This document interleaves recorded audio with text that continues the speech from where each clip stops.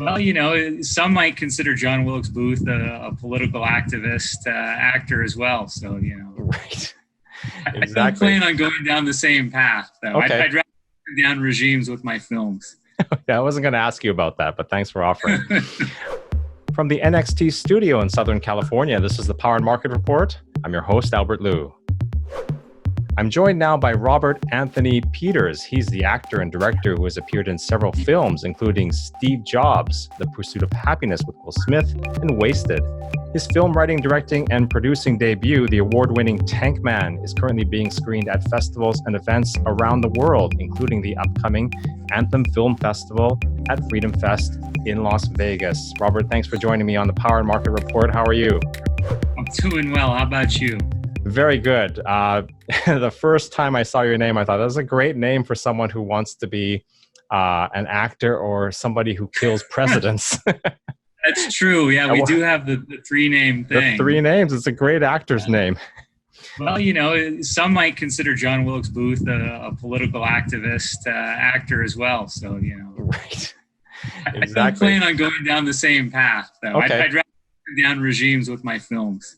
Yeah, I wasn't going to ask you about that, but thanks for offering. I want to talk to you about this film, Tank Man, but just give us a little background about yourself.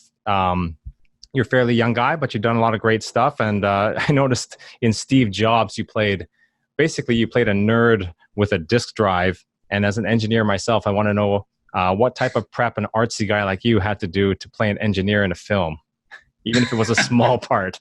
Did you move back in with your parents? What'd you do? The key is to never leaving with your parents. I hang out with libertarians, so studying to be a nerd is just a natural fit. I mean, I think of myself as part of that culture. So unfortunately, I didn't have to go too far to meet the nerd requirement. Okay. Excellent. Okay. Let's talk about Tank Man. I don't know if you follow Wendy McElroy. I follow her on Facebook. She posted that meme 30 years ago today. Nothing of significance happened. And I thought it was just perfect. You've decided to do a film on this. Tell us where the inspiration or what caused you to make this particular film. Well, of course, I've been inspired by that same image that inspired so many people, right? That famous image of the gentleman standing in front of the tanks. And, there's nothing really that compares to that. It's been an inspiration for so many for so long that really, there's interviews of people at the Berlin Wall, and one guy was interviewed when he came up with a sledgehammer. He's about to take his part and tear him down. Somebody interviews him. What made you think you could come out here? What inspired you? Why are you doing this? He said, hey, if that Chinese fella could do what he did, we can do this too. And so the sad part is it's had a huge inspiration to so many people. It's just most of us are outside of China. It's like the biblical phrase. What is that? A prophet isn't recognized in his own homeland. I mean, to a certain extent, this guy fulfills that, right? He's been an influence to so many, just not in his own country. So, and I would argue that maybe he has. It's just that they're not in a position where they can outwardly appreciate what he's done for them and for us. It's probably the problem. So, this guy, he was obviously inspirational to so many of us, especially in this community. But it's not like he's been going around doing sort of the late night talk show circuit afterward. We don't know that much about him, or we don't know as much as we'd like to know about him. And this film is it an extrapolation? It's a dramatization of what sort of your idea of what may have happened?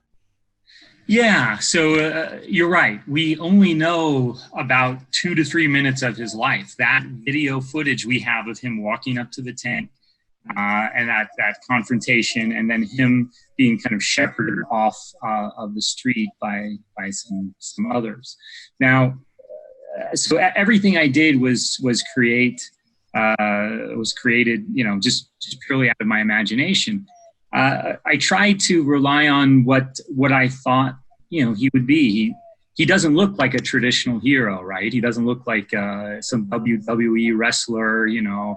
He doesn't brandishing a sword or a machine gun or anything else. He just seems, he's a slight fellow, you know, who's carrying some groceries, or they look like grocery bags. And so I thought I want to create what, you know, some have deemed these kinds of characters to be reluctant heroes, right? Like your Frodo Baggins, where it's somebody who, it's not who you would traditionally see, not somebody who's gone to seek out glory, but somebody who's found themselves in a situation presented with a moral question that they felt they had to act on. And that's how I envision this man. It may not be true, but this is the story at least I'd like to see. You know, Robert, depends on who your heroes are, but for some people, if you look at the recent history, I mean, does Chelsea Manning look like a hero? Does Ed Snowden look like a hero? Does Julian Assange look like a typical hero? None of these people sort of have that demeanor or physique or, you know what I mean, impression. Yet to many people, these people are their heroes. So where does this movie start, and how did you approach it? So the story takes place basically the evening before he's reading a story to his son, and it carries through to when he walks in front of the tank. So it's over less than a 24-hour period of time. Not told in real time. It's abridged, clearly. It's a 15-minute film. And a lot, he goes through a lot of different kind of situations, interactions, and emotions during the course of it. But I wanted to tell kind of a nice, tight, small human story. I mean, not only do we not have the budget to do some big budget spectacular, but that's not really the story I'm interested in. We have footage of the horrors that were happening at the square and of the protests and of all sorts of interesting things surrounding that event. But I'm always drawn more towards the intimate, kind of character-driven, quieter stories. Did you make an effort at all to relate what happened there with what maybe is or could happen in other places, here, for example? I really did want to make something that I felt would be universally relatable. You know, we at first wanted to do it in Mandarin, but we encountered a couple of problems. One, this probably is not going to be widely distributed in China. So that cuts a big part of the audience out who would understand it. And then, you know, Mandarin's a big language even globally outside of China, but it doesn't compare to English. If we wanted to get the biggest amount of reach, you know, we have to have a primary language in English. And the other factor is I don't understand Mandarin. So I probably would not have done a great job as a director if my actors were speaking a language I couldn't understand. Okay, so we're going to be screening this at the Anthem Film Festival in Las Vegas. Is that a conference that you've been to before? You say you hang with libertarians. Is that your stomping ground? Yeah, I've been to FreedomFest many times.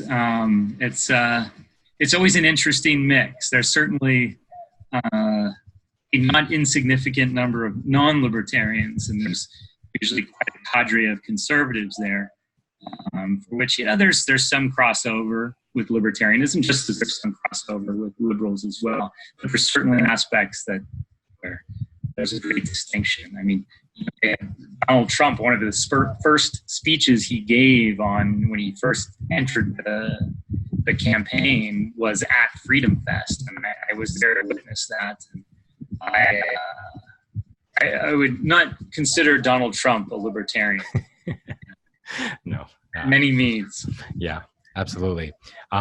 Robert, I'm really looking forward to watching the rest of this. I just watched part of it coming into the interview. Loved what I saw. Looking forward to Freedom Fest and meeting you there. So appreciate you coming on the show.